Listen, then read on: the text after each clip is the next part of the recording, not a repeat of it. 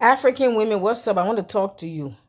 I'm your fellow African sister. I'm not here to judge you, but I just want to ask a thought-provoking question.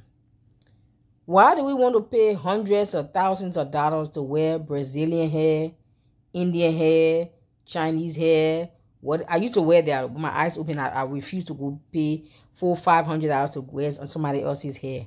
What's wrong with our own hair? Number one. Number two, when last you saw a Brazilian woman walking down the street and she's proud of her African hair?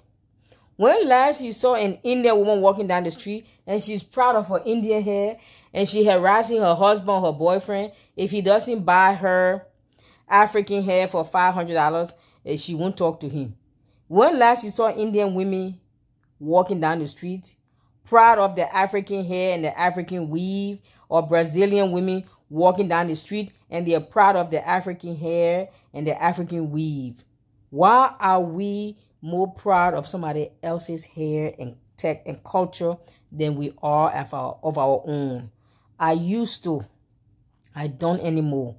I'm not giving this video from a place of judgment. I want us to engage, have an honest, brutal, sincere conversation without judgment, condemnation, self-righteousness, or even insults. I just want us to think for a moment.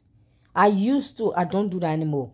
Do I have wigs? Yes. They're all synthetics. I purposely, willfully, deliberately will get. I have wigs that I wear occasionally when I'm in a rush to go somewhere. I don't have time to go get my hair done. I will do the wig, and when I get wig, I try to get the texture and the curls close enough to match my natural African curls. If I do the crochet, it's the same thing. I get curls.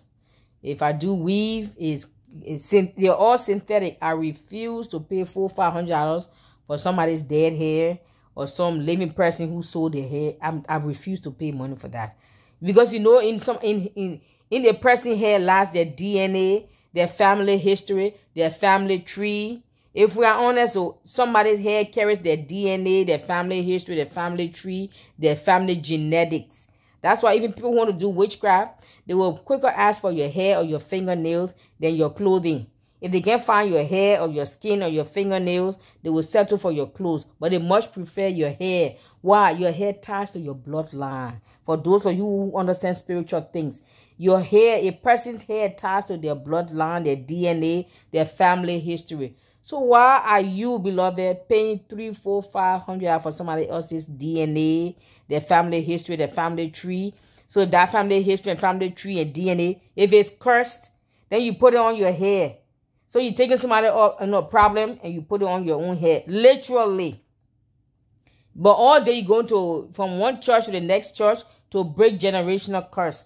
When the greatest generational curse is the one you pay $500 for, you got on your head. Are you with me, somebody? I know you guys will get mad at me, but let's talk. I was ignorant once upon a time. I used to do that. I do have my wig and my weave, but they're 100% synthetics. And I wear them once in a blue moon, occasionally when I don't have time and I have an event to go to. I want to look a little bit presentable. Otherwise, I wear my African and wrap my hair, just how you see I wrap my hair. Or I wear my hair natural. Underneath here is natural. I need to wash it and do some shampoo. That's why I just wrap it up. Are you with me? We Africans, we run around looking for generational curse. Pastors should lay hands on us and break all the curses. But you're wearing Indian hair. You know Indian people, most of them are not safe. The Bangladesh, the Chinese, the Brazilian, most of them into witchcraft. Then you go buy the hair. Plus your own generational issue that maybe you are still dealing with, or you believe you are still dealing with, you haven't dealt with. Then you take somebody else's generational curse, you put it on your head. Literally. And you're walking around, you're proud to display my Indian hair, my Brazilian hair, long down to your back. I want to see a Brazilian woman walking around with her Indian, African hair and say she's proud of it. You ever seen that? Africans and the black race. If we want other people to respect us and accept us and celebrate us, we have to lead the way. We have to learn to love, celebrate, appreciate ourselves first. Then the world will follow suit. This is Dagnet, beloved, your African blogger. I hope something I said makes sense. If anybody get offended, please keep wearing your Indian, Chinese, Brazilian hair. Take all the generational curse, put on your own head, compound with your own, carry go. God bless you.